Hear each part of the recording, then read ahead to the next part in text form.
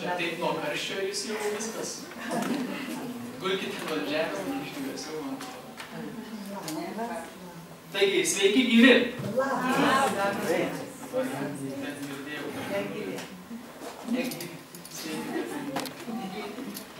Smagu būti jūsų tarpe ir ypač smagu tokią gražią vasaros motyvų dieną, ne? Šiandien noriu kalbėti. Visų pirma, galbūt man pačiam labai aktualia tema ir aš tikiu, kad daugumai krikščionių tiesiog negalinčių pasitenkinti tuo, kas šiandien yra jų gyvenime, tai taip pat bus labai aktuali tema. Nes yra dvi kategorijos žmonių. Yra žmonių, kurie viskas gerai, kaip buvo vakar, taip ir šiandien, taip ir rytoj, ir po metų. O yra kita kategorija žmonių, kuriems negerai, kaip yra dabar. Taip yra visose gyvenimo srityse, bet tikriausiai ir dvasinės sritis yra neišimtis. Dvasinės sritis kaip tik labai priklauso nuo to, dvasinė kokybė mūsų gyvenimo labai priklauso nuo to, ko mes norim.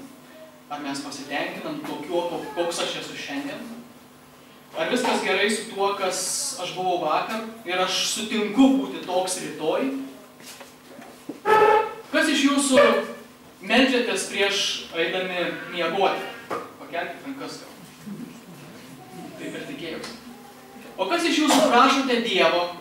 Galbūt tais pačiais žodžiais, o galbūt kaip nors kitaip perfrazuodami, Dieve, neleisk man rytoj būti tokiu pačiu, koks aš buvau šiandien.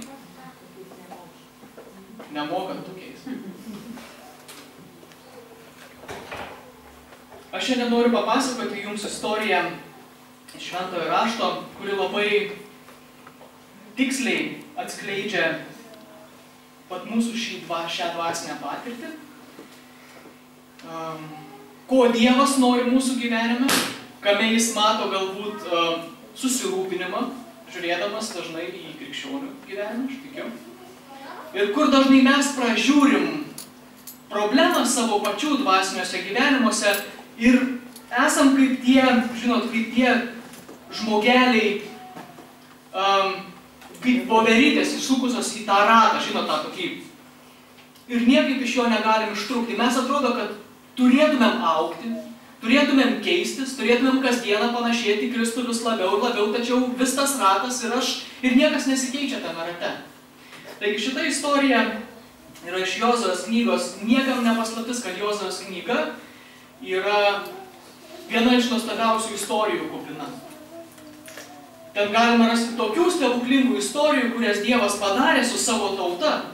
Ir šiandien ta istorija viena iš tų, ką aš noriu pakalbėti.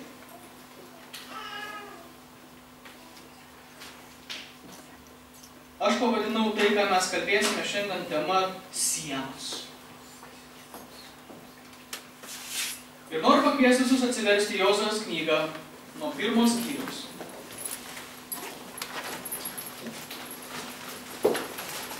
Ir prieš pradėdami aš norėčiau, kad jūs tiesiog garsiai sektumėt paskui mane. Aš dabar pacituosiu vieną iš gražiausių Šventojo rašto pažadų, užrašyta būtent Jozijos knygai. Ir būtent Jozujai Dievas taip kalba. Aš sakysiu, o jūs sekite iš paskos. Gerai, kartokite garsiai paskui mane.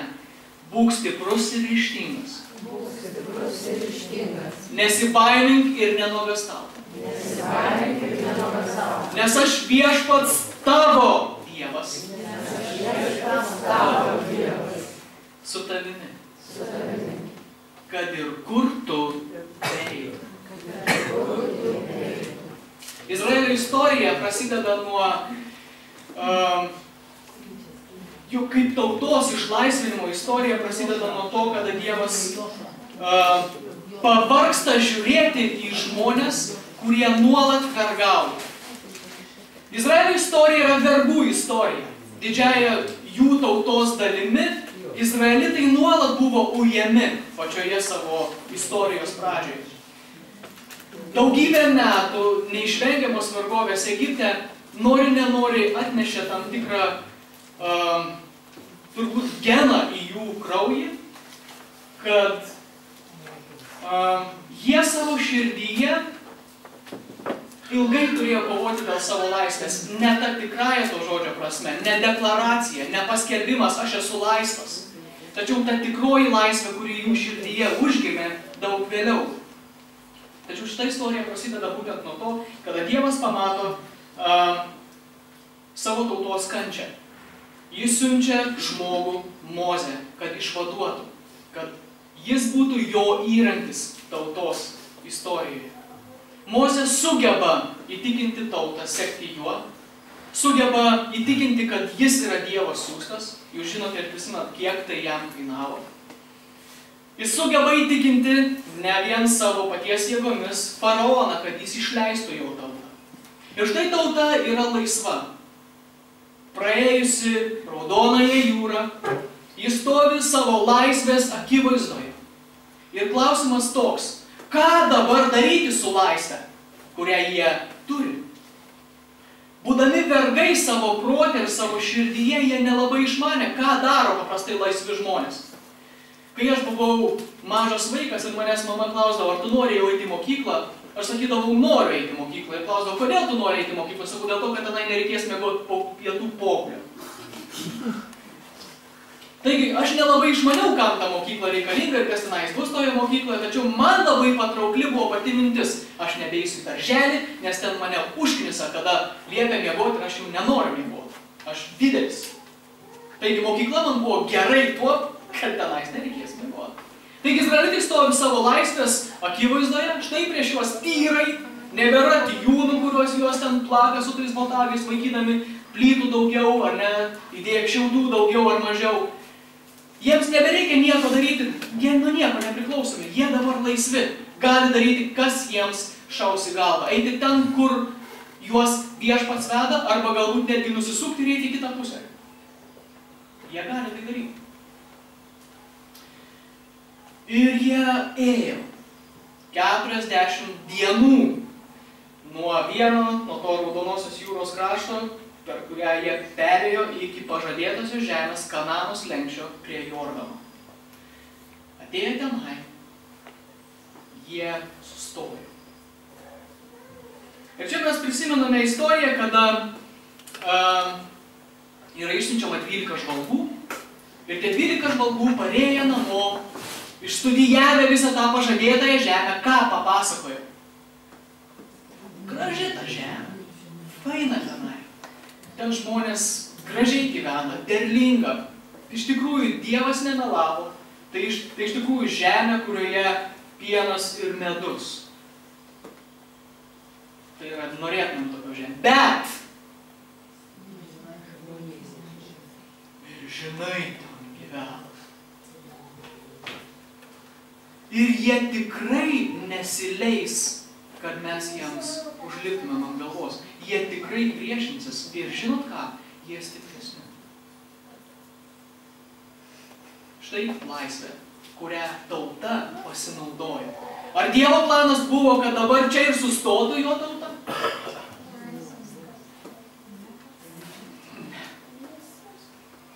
Skaitydami šitą istoriją mes matome, kaip nusvyra Dievo rankos ir sako, aš nežinau, ką daryti, Mozė. Man atrodo, jiems visiems reikia. Jie vergai.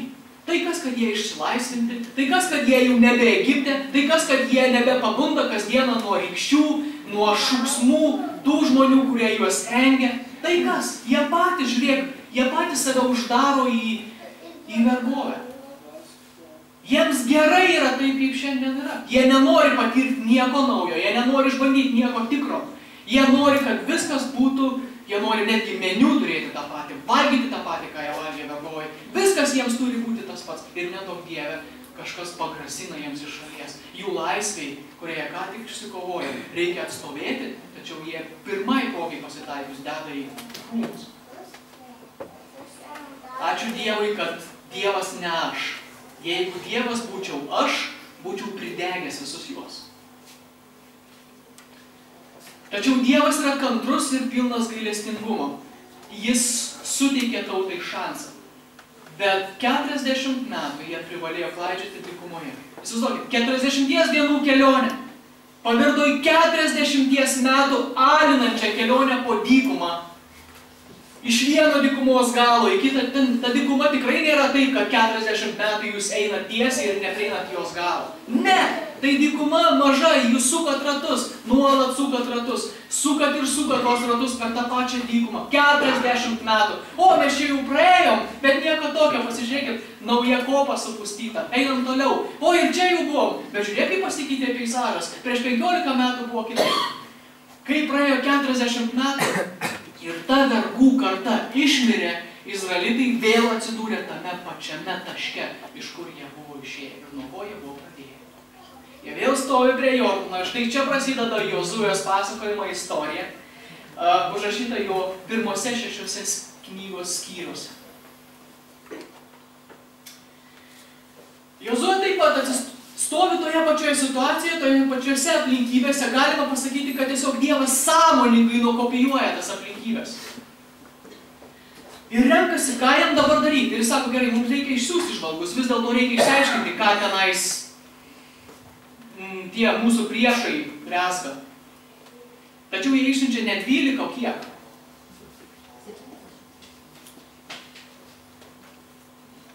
Kiek?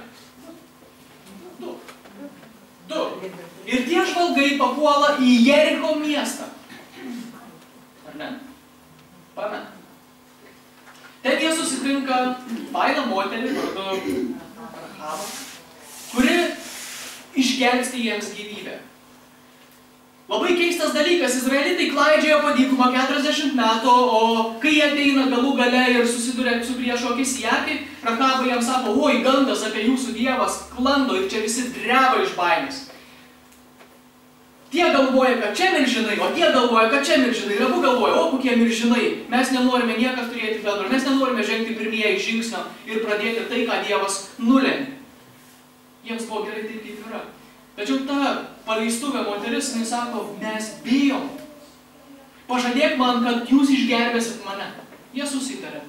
Palikim ženklą, kad mes žinotumėm, kurie namai tavo. Atėjus laikui mes tiesiog pro tuos namus praeisim. Mes neužeisim. Ir visi, kas bus tuose namuose, išliks gyvi. Nieko neprimena. Išėjimas, ar ne? Ką daro Dievas? Jis žiūri į savo žmonės ir sako, jeigu mano žmonėms reikia antro šanso, tai aš jį duosiu. Nuo pradžios iki pabaigos. Pirmu praėjimu izraelitai nepasinaudojo. Tada, kada jie būdami Egipto vergais, gavo nurodymus ištepti savo durų staktas krauju, kad kad žudantis angelas neįeitų ir neižžudytų visų pirminių tose namuose. Čia, šitoje istorijoje, kuri įvyksta jau po praėjus 40 metų, po to Dievas žengė tą patį žingsnį, tačiau jis dabar daro tai kitaip. Ta pati pamoka. Dievas nori atkreipti dėmesį savo tautos į labai svarbius dalykus. Taigi žvalgai grįžta ir sako, viskas tvarkoj. Man atrodo, kad mes praeisim. Mes matėm žmonės įbaugintus mūsų Dievą. Gandų apie mūsų Dievą. Mes galim pereiti Jordaną ir paimti šitą miestą ir šitą žemę. Taigi dabar iškyla dilema. Jordanas. Jordanas nėra plati upė. Tačiau čia ir vėl simbolika. Ar ne? Izraelitai išeidami iš vergovės turėjo pereiti Raudonąją jūrą. Dievas vėl, gerai, jeigu jūs norite antro šansą, štai jums antro šansas, nuo pat pradžių. Pradėkim nuo išėjimo, baigsim tolesniais įvykiais ir galų gale galbūt dabar jūs tapsite laisvi, galbūt dabar jūs norėsite pagirti kažko daugiau.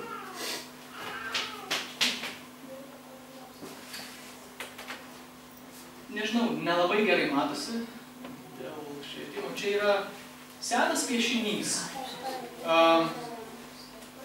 Vadinasi, izraelitai pereina Jordaną. gali būti, kad Izraelio tautoje tai buvo daug svarbesnis įvykis jų tautos istorijoje nei Raudonosios jūros perėjimas. Nes tai buvo iš tikrųjų taškas, nuo ko jie kaip tauta pradėjo iš tikrųjų laisvos tautos gyvenimą, ko nebuvo galima pasakyti apie tos 40 metų. Tai Dievas bandė, stengėsi, davė jiems laisvės įstatymus, davė jiems taisyklės ir, ta prasme, bandė juos sulipdyti į tautą, tačiau vis niekaip jiems nepavykdavo sutarti. Štai čia skaidrėje yra Jordano upė, kur ji įteka į Raudonąją jūrą. Nedidelė. Plačiausioje vietoje Jordanas siekia apie 40 metrų. Tai panašiai kaip siauroje vietoje Nemunas. Tačiau jį gili. 5 metrai gylio, tai yra iššūkis, ar ne? Vyrai perplauks, jokių problemų. Bet su izraelitais yra moteris, vaikai, o jie dykumų vaikai. Baseino nelankė, plaukti nes šuniuku greičiausiai nelabai išeis. O kur dar gyvuliai? Kur avis? Žinot, kaip avis paniškai bijo vandens tekančio. Ir ypač tokios upės kaip Jordano. Man teko šią savaitę matyti internete nuotrauką vienos avies, apaugusios vilna. Aš nežinau, kiek svaras yra kilogramų, gal žinot? Kiek? 450 gramų. Gerai, apie pusę kilogramų. Taigi ten vilnos 70 svarų ant tos avies. Jo. Jūs įsivaizduokit, jeigu šitą avis įbristų į vandenį, kas su ta vilna taptų?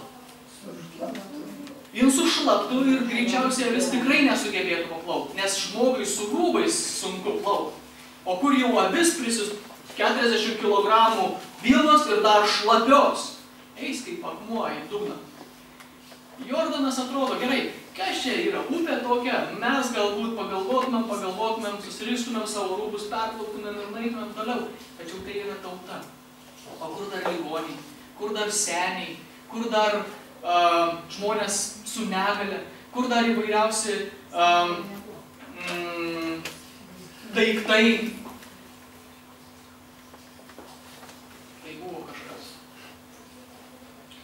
Tačiau Dievas daro stebuklais, praskiria Jordano upę ir izraelitai žengia į pažadėtąją žemę, vadovaudamiesi taisykle, kurią Dievas pačioje pradžioje pasakė, ten, kur pastatysit koją, ta žemė priklausys kam? Jums.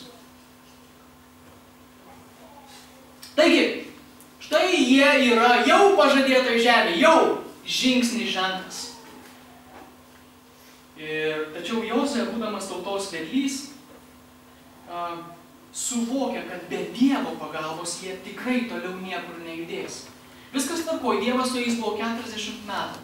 Tačiau nauja karta užaugo, karta, kuri nesudarė sandoros su Dievu. Taigi Jozue galvoja, kaip jam dabar apvienyti tautą, kaip būtų galima išspręsti tą problemą, kad tauta galėtų sudaryti sandorą su Dievu, tokią pačią sandorą, kaip kad jie sudarė prie Sinajaus kalno, ankstesnė, praeitą ta karta.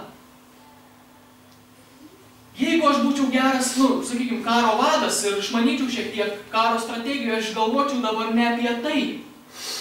Kaip žmogus aš galvočiau apie tai, kaip išdėstyti pulkus, kas turi eiti pirmą, kas turi eiti, gerai, kaip logistika, kas bus tie, kas mus maitins, kai mes kariausim, kas gamins ginklus, strėles ar ietis, nežinau. Tačiau Jozue sustoja ir sako, gerai, mes turime padaryti tai. Ir jis įsako visiems vaikinams, visiems berniukams, visiems suaugusiems, kurie dar buvo neapipjaustyti, apipjaustyti.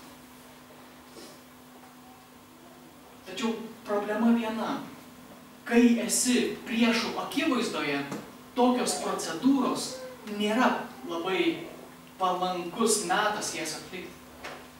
Prisimenat istorijas, kada izraelitai nusprendė apgauti savo priešus ir kai tie norėjo tapti izraelitų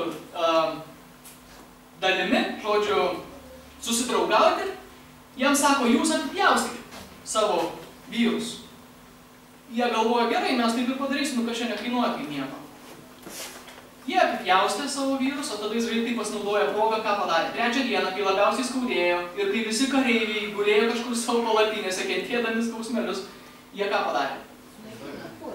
Izraelitai dabar štai, jie patys išstato save tokioje būsenoje, kada priešas gali bet kada juos. O ką? Jie yra silpni, jie yra bejėgiai, tačiau jiems svarbu Dievas.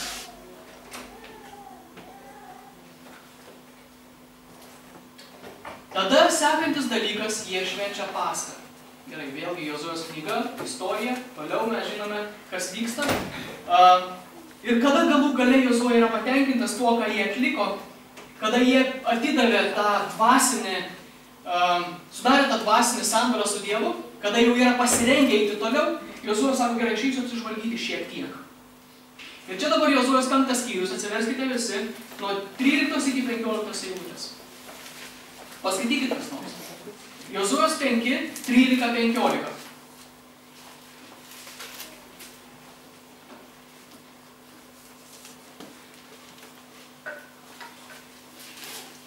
Atsitiko taip, kad Jozuė, būdamas netoli Jericho, pakėlė akis ir pamatė priešais save stovintį vyrą su ištrauktu iš makšties kalaviju rankoje. Jozuė priėjo prie jo ir tarė, ar tu iš mūsiškių ar iš priešų? Šis atsakė, nei vienas, nei kitas. Esu viešpaties kariuomenės galva. Dabar aš atėjau. Jozuė parpuolė kniūbsčias ir išreikšdamas pagarbą tarė, ką man viešpats įsakė savo tarną. Viešpaties kariuomenės galva atsakė Jozuė, nusiauk kojų apavą, nes vieta, kurioje stovi šventa, Jozuė taip ir padarė. Ačiū. Ir keletas dalykų. Pirmas, krenta į akis, nusiauk kojas. Kur dar girdėjom šitą nurodymą?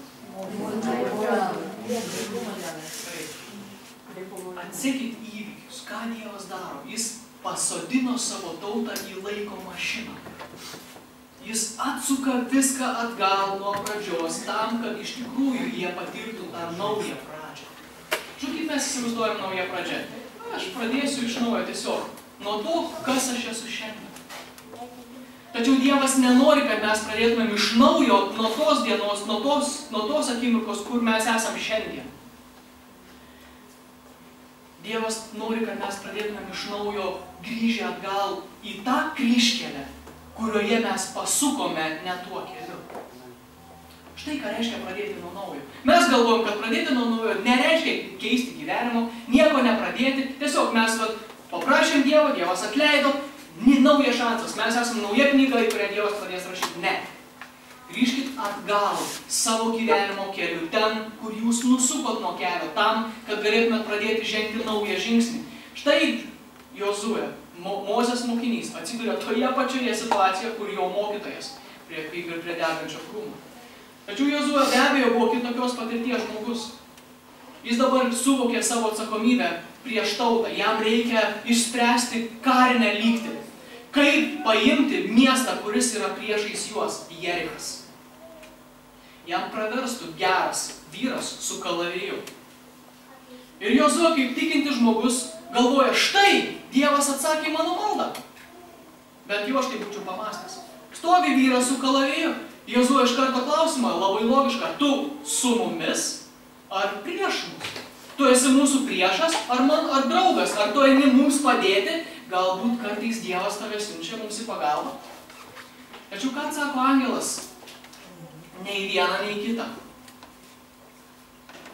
Ir štai antra pamoka. Tokioje nedidelėje istorijos atkarpoje keletoje eilučių.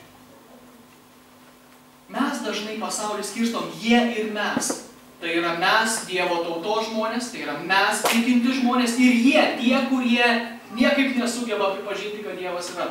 Kad jų gyvenime jiems taip pat reikia gelbėtojo. Ir netgi kartais yra priešiški mums, kada mes norime galbūt papasakoti jiems apie Evangeliją. O netgi yra žmonių, kurie iš tikrųjų, gimė kenkti.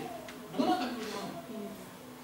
Ir mes dažnai savo maldose Dievas sako, gerai, Dieve, tu su mumis ar prieš mus? Tu su mumis ar su jais? Ar tau nereikėtų užsiimti tai žmonėmis, kurie man trukdo gyventi?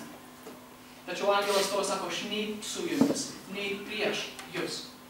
Dievas negali būti stovykloje, dėl to, kad visas pasaulis yra jo. Ten Jericha yra jo žmonės. Čia, šitoje pusėje Jordano yra jo žmonės. Jam reikia kažkaip suvesti tuos dalykus.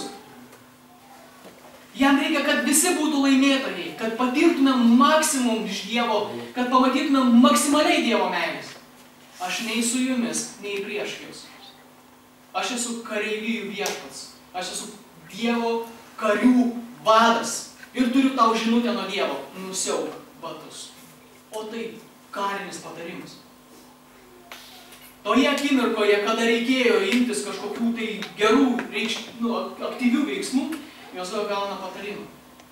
Dvi žinutės. Pirma, Dievas nei su jais, nei prieš juos. Antra, nusiauk batus. Arba kitais žodžiais tariant, būk paklusnus. Nedaryk tų pačių klaidų, kurios darė protėviai Dievo. Ir protėviai tavo praeitą kartą Izraelitų. Nedaryk to paties. Gerai, kuo skiriasi tikintis nuo netikinčio? Vieninteliu dalyku. Tikintis žmogus arba žmogus, kuris save laiko tikinčiu, yra paklusnus Dievui. Jeigu žmogus yra nepaklusnus Dievui, gerai, vadinkit save krikščionimis, gali, kuo norit vadinti save. Šitas angelas jums pasakytų turbūt kitaip. Būk paklusnus. Keistas dalykas, nusiaukti batus, labai keistas toje žinant, kas jų laukia ateityje, jokio strateginio patarimo.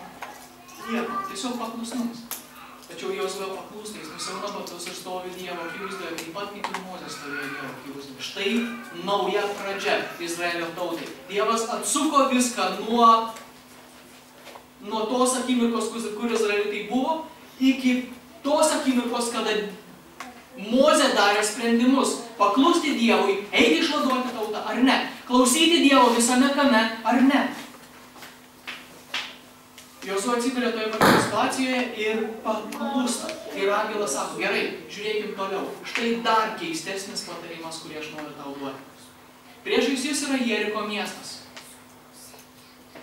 Tai yra jūsų siaubas. Jūs paimsite šitą miestą ne ginklu, o paklusnumu.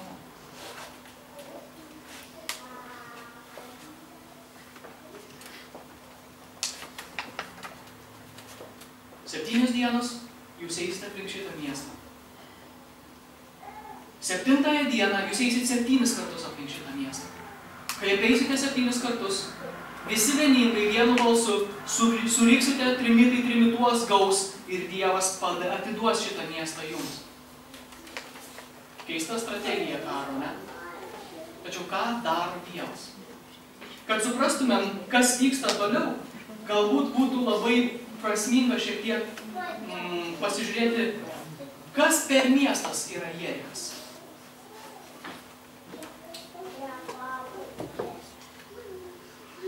Tai Jerikas šiandien. Jame šiandien gyvena apie 18 000 gyventojų. Daug ar mažai? Ne.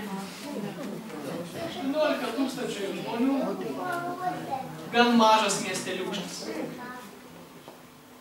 Tačiau jis ir šiandien mena senus laikus. Štai čia vyksta kasinėjimai, kuriuose yra archeologai atkasa Jeriko sienas. Jerikas tuo metu, tais laikais, kada Jozuė ir Izraelitai turėjo su jais reikalų, buvo iš tikrųjų klestintis didžiausias pasaulio miestas. Jerikas ir šiandien yra žinomas kaip didžiausia kada nors, seniausia kada nors žinoma žmonių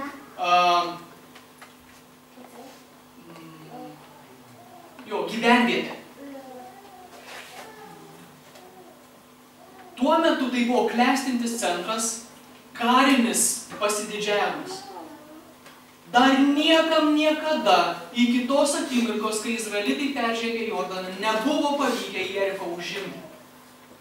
Jerikas buvo labai geroje strateginėje vietoje, praktiškai bet koks puolikas, kas bando pulti Kanano žemę, turėjo įveikti Jeriko miestą. Priešingų atveju jie nebūtų pajėgus įsitvirtinti toje teritorijoje. Taigi į Jeriką buvo sutelktos visos tuometinių geriausių karo strategų žinios. Šitas miestas buvo taip įtvirtintas, kad niekas nerado jo silpnosios vietos. Ir pamatysit kodėl. Štai čia yra Jericho sieną. Gerai, ji dabar yra užkasta, ten giliai po žemėmis jas atkapsto, tačiau šitos sienos buvo 5 metrų storio ir apie 7 metrų aukščio. Dviguba siena juosė pirmąjį miesto perimetrą.